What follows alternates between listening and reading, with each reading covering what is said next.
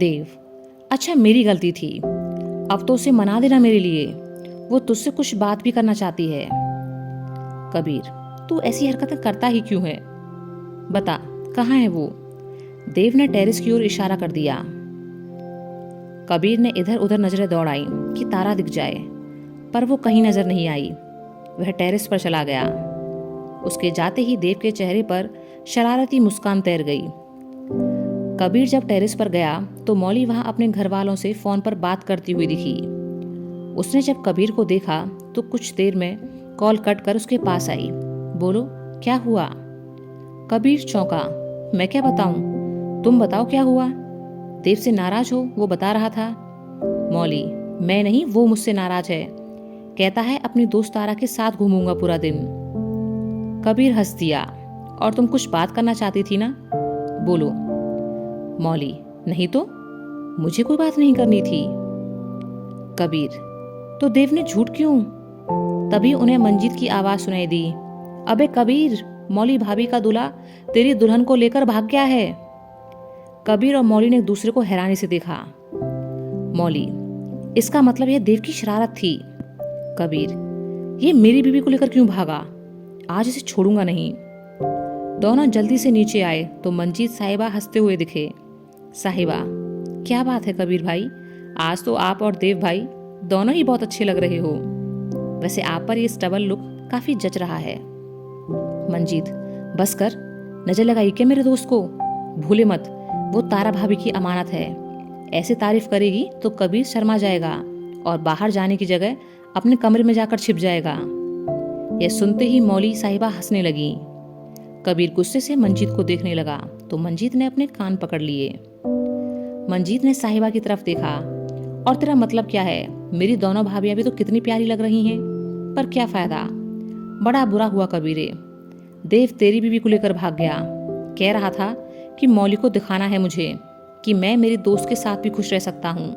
जा रहा हूँ अपनी दोस्त के साथ, उसे आना होगा तो खुद आ जाएगी अपने दोस्त के साथ। पति को तो मारती है ना? कबीर ने मौली की तरफ देखा। तुमने मारा उसे? मौली हड़बड़ाकर बोली, नहीं तो, मैंने तो बस प्यार से हल्की सी चपत लगाई थी, लेकिन देव ने मुंह फुला लिया। कबीर, गलती कर दी ना, एक रखना चाहिए था कान के नीचे, तभी अकल आती उसे। मेरी ही तारा मिली थी क्या इसे? कहाँ गया है ये? साहिबा, वो MK प्लाजा है ना, वहीं। आपकी मूवी का टाइम हो रहा है ना, ऋषभ भाई ने बोला होगा आपको। कबीर ने टाइम देखा। अरे हाँ, मैं तो भूल ही गया था। चलो मौली। दोनों जल्दी से बाहर निकल गए। गाड़ी में देव हंस रहा था। कैसे पागल बनाया मैंने उन दोनों को। तारा, पर बेचारा कबीर। देव, थोड़ा तो मजा लेने दो तारा। और वो मेरा भाई होकर मौली की तरफदारी कर रहा था, उसे भी सजा मिलनी चाहिए। तारा चुप हो खिड़की से बाहर देखने लगी। देव उसे यूं देख समझ रहा था कि इस वक्त तारा को कबीर के पास जाने की पड़ रही है। वैसे तारा, यार तुम बड़ी अच्छी लग रही हो इस ब्लैक साड़ी में। तारा हल्के से मुस्कुरा दी। देव, तुम क्यों परेशान हो रही हो? थोड़ी मेहनत कबीर को भी करने दो ना। मेरी दोस्त ने उसे पाने में कितनी मेहनत की है, भूला नहीं हूं मैं। उसे तो बस प्लाजा तक ही आना है। क्या अपने दोस्त के साथ तुम थोड़ा वक्त नहीं गुजार सकती? क्या मेरा तुम पर कोई हक नहीं? तारा हंस दी और देव की तरफ देखा। बिल्कुल है, तुम तो मेरे सच्चे दोस्त हो। जब मैं बिल्कुल अकेली थी तब तुम ही तो मेरे साथ थे। ठीक है, चलो जहां चलना है। आधे घंटे बाद तारा और देव बार बार टाइम देख रहे थे। तारा, ये लोग आएंगे भी या नहीं? देव, भले ही थोड़ी देर से आए लेकिन आएंगे जरूर, क्योंकि कबीर की कमजोरी मतलब तुम मेरे साथ जो हो। तारा के चेहरे पर हंसी आ गई।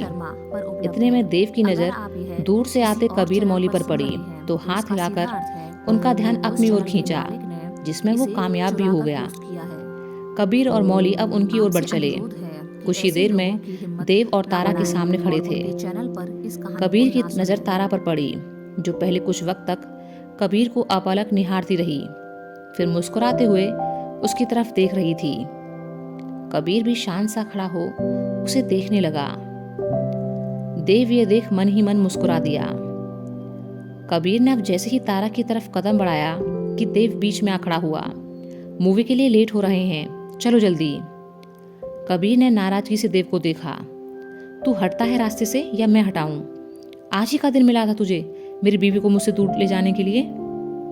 देव, वो सब मैं नहीं जानता, मेरी दोस्त मेरे साथ रहेगी आज। तारा उदास सी कबीर को देखने लगी।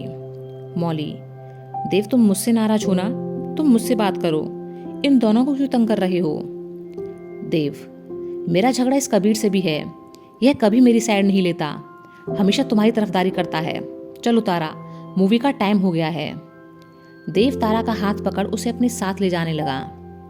तारा बार बार पीछे मुड़कर कबीर को देख रही थी।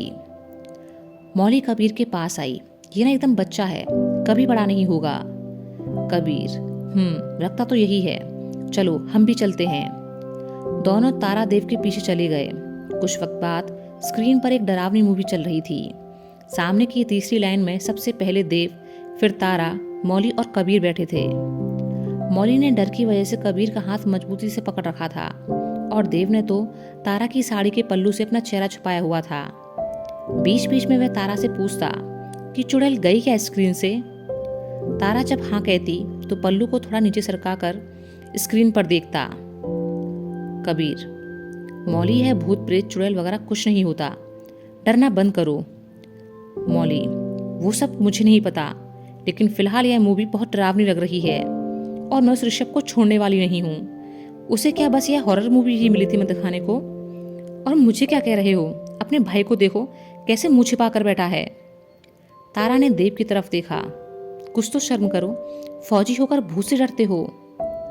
देव, कह तो ऐसे रही हो कि फौज में दुश्मन से लड़ने की नहीं, बल्कि इन डरावने भूत प्रेतों से भगाने की ट्रेनिंग दी जाती है।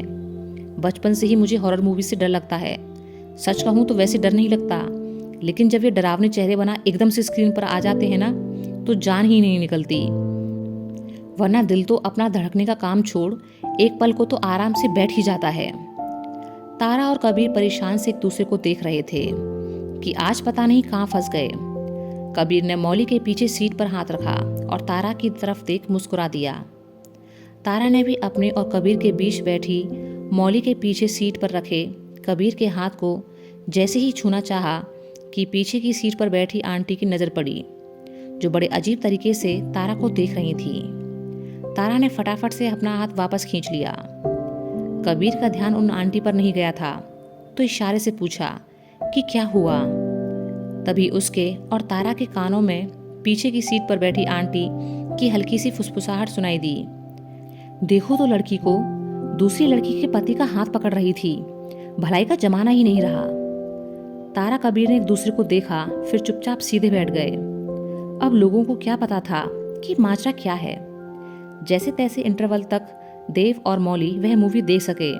फिर चारों दोस्त वहां से बाहर निकल आए और फिर तारा, मौली ने ढेर सारी शॉपिंग की। देव को अकेले पाकर कबीर ने एक और खींचा। बहुत हो गया तेरा नाटक, मुझे तारा चाहिए। देव, नहीं मिलेगी, वैसे भी आज वो अपने दोस्त की साइड है। कबीर ने एक पल को देव को गुस्से से देखा।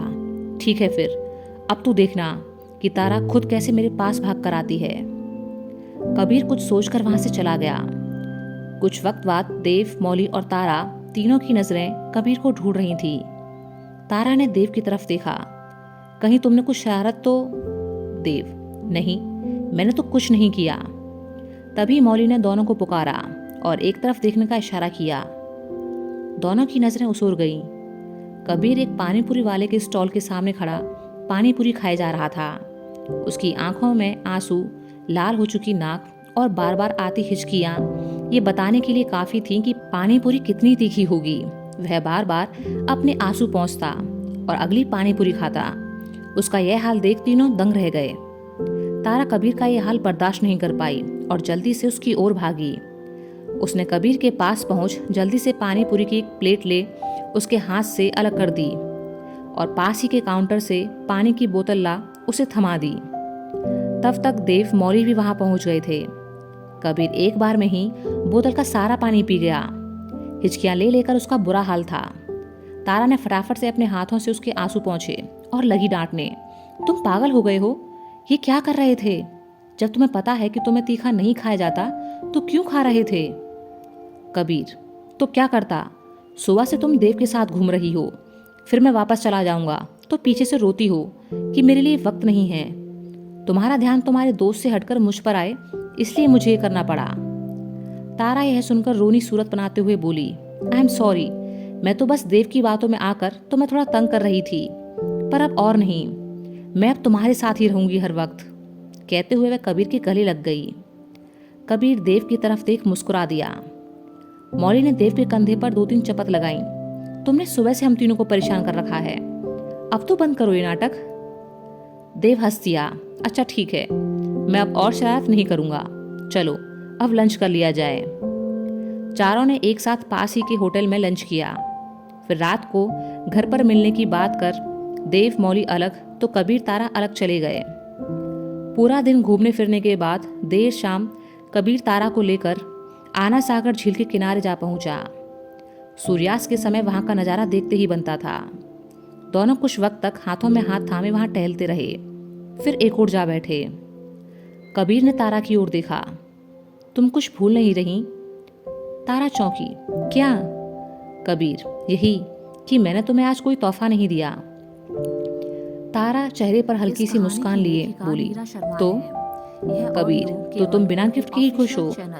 तारा, हाँ मैं बहुत खुश हूँ, क्योंकि तुम मुझे आज का गिफ्ट दे चुके हो। आज पूरा दिन तुम मेरे साथ रहे हो, और इससे बड़ा मेरे लिए और कोई तोहफा हो ही नहीं सकता। कबीर, सॉरी, तुम्हें तो पता ही है ना कि मैं इन सब चीजों में नादान हूँ। वो टेडी बियर शायरी वाले किस्से तो याद ही होंगे तुम्हें। तारा, हाँ मुझे सब याद है, और मुझे तुमसे कोई शिकायत नहीं है। कहते हुए उसने कबीर की बाजू को अपने दोनों हाथों में कसकर पकड़ लिया और अपने सिर को उसके कंधे पर टिका दिया। कबीर, इस तरह हाथ को कसकर पकड़ने की वजह? तारा, तुम फौजियों का कोई भरोसा नहीं, पता नहीं कब हमें अकेले रोते छोड़ अपनी ड्यूटी निभाने चले जाओ। कबीर हंस दिया और तारा के सिर पर अपना सिर टिका दिया। कुछ वक्त की खामोशी के बाद तारा बोली, कबीर। कबीर, तारा, तुम्हें ऐसा नहीं लग रहा कि काश ये वक्त यहीं रुक जाए और हम दोनों यूं ही एक साथ बैठे रहें? कबीर, हाँ यही मैं सोच रहा था। तारा ने यूं ही कबीर के कंधे पर सिर टिकाए हुए अपना एक हाथ आहिस्ता से आगे बढ़ा कबीर के दिल की धड़कनें महसूस करने के लिए उसके सीने पर रखा।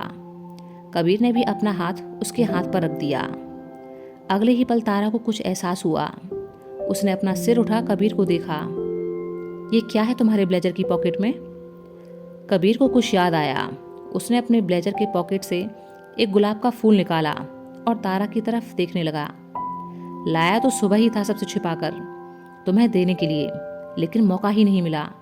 पहले थोड़ा काम, फिर देव की शरारत, और अब मैं खुद भूल गया। अब तो थोड़ा मुरझा भी गया है, फेंक देता हूं इसे।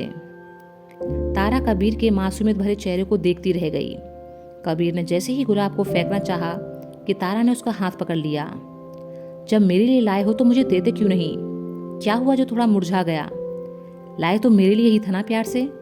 चलो जल्दी से दे दो मुझे। कबीर ने फूल तारा की तरफ बढ़ा दिया। Happy wedding anniversary. ऊपर वाले से एक ही दुआ है, मुझे जितने भी जन्म मिले हर जन्म में तुम मेरी लाइफ पार्टनर बनो।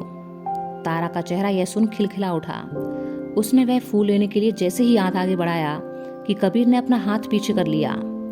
तारा उसकी इस हरकत से हैरान रह गई, लेकिन अगले ही पल उसके चेहरे पर हंसी तैर गई जब उसने देखा कि कबीर ने उसके बालों को कान के पीछे कर वहां वह गुलाब लगा दिया है। कबीर, अब एकदम सही जगह मिली है इस गुलाब को। वाकई आज तुम बहुत प्यारी लग रही हो तारा। कहते हुए वह उसे एकटक देखने लगा। तारा आज कबीर के बदले हुए रूप और खुद को यूं एकटक देखने पर शर्मा गई और कबीर से नजर चुराने लगी।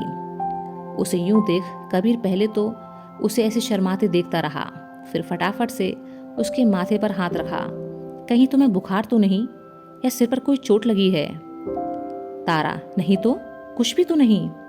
कबीर, तो क्या मैं होश में नहीं हूं? तारा, ये कैसी बातें कर रहे हो? कबीर, तो कैसे करूं? मुझे तो यकीन ही नहीं हो रहा कि मेरी तारा को आज मैंने ऐसे शर्माते हुए देखा है। तारा, क्या हो गया है तुम्हें आज? तुमने तो मेरी बोलती ही बंद कर दी। कबीर हंस दिया। कुछ भी तो नहीं, बस तुम्हें थोड़ा एहसास करा रहा हूं कि जब तुम मुझे तंग करती हो तो मेरा भी यही हाल होता है। तारा ने झूठा गुस्सा दिखाते हुए कबीर की तरफ देखा। तुम बदला ले रहे हो मुझसे? कबीर, ऐसा ही समझ लो। दोनों हंस पड़े। काफी वक्त तक एक साथ बैठे बातें करते रहे। तारा ने आसपास देखा कि लगभग सभी लोग जा चुके हैं, तो कबीर से बोली, रात हो गई है, चलो घर चलते हैं। तारा उठने को हुई कि कबीर ने उसका हाथ पकड़ लिया। मेरी गिफ्ट कहाँ है? तारा, सॉरी, मुझे मौका ही नहीं मिला नमन की शादी के चक्कर में। कबीर उदास सा उसे देखने लगा। तारा, अच्छा तो तुम बता दो कि तुम्हें क्या चाहिए, मैं वही ले आऊंगी। कबीर ने अपने फोन में कुछ देखा, फिर उठ खड़ा हुआ। चलो मेरे साथ।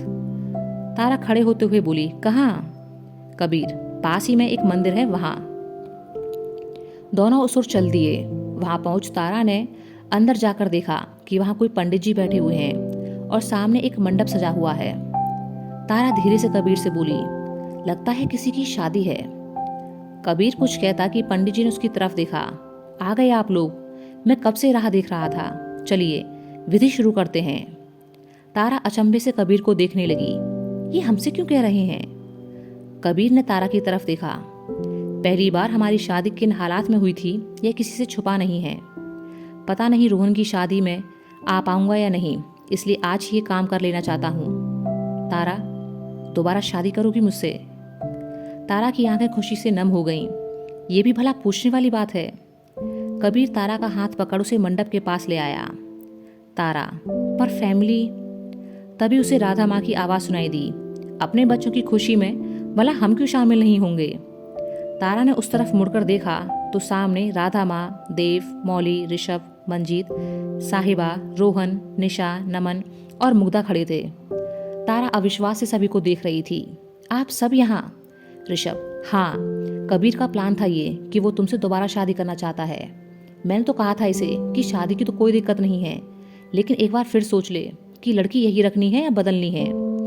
यह सुनकर सभी हंस दिए।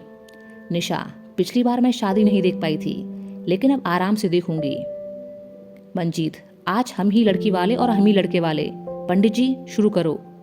पंडित जी ने मंत्र पढ़ने शुरू कर दिए। कुछ समय बाद कबीर तारा का हाथ पकड़ फेरे लेने लगा। तारा को तो सब सपने जैसा लग रहा था। शादी पूरी होने के बाद कबीर ने धीरे से तारा के कान में कहा, एक बार फिर से शादी मुबारक हो मिसेस तारा कबीर सिंह राठौर। तारा, आपको भी मुबारक हो मेजर कबीर सिंह राठौर। राधा माँ ने जाते हुए पंडित जी को रोका। मेरे देव मौली मंजीत साहिबा की भी एक और शादी करा दीजिए। आज एक बार फिर उन चारों की भी शादी हो गई। सभी ने नमन मुग्धा की तरफ देखा तो नमन बोला, नहीं, परसों ही तो हादसा हुआ है, जख्म ताजा है। यह सुन सभी जोर से हंस दिए। कुछ वक्त बाद सभी खुशी खुशी घर के लिए निकल गए।